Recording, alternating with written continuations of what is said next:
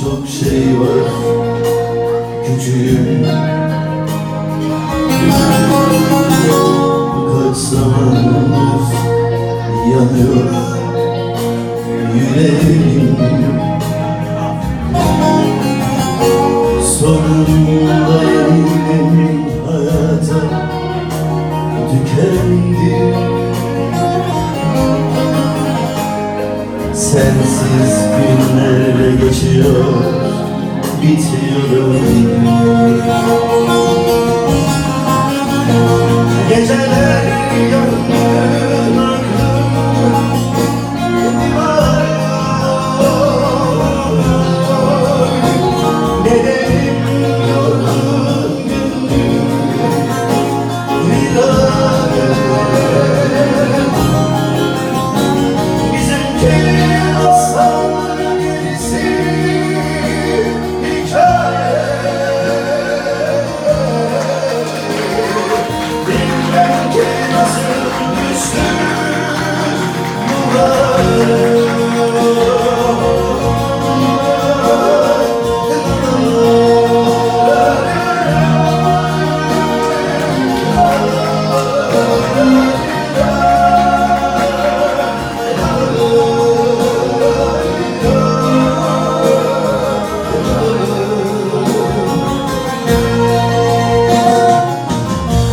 Beni böyle bırakıp neden gittin yar? Sana benden başka hangi dağ yanar? İçime sığmaz, denize dökülür kederim. Sensiz günler geçiyor, bitiyorum. Geceler yangın aklım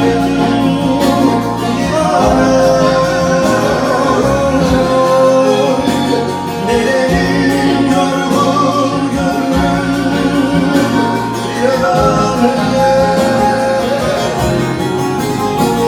Bizimki masal gerisi hikaye. Bilmem ki nasıl düştüm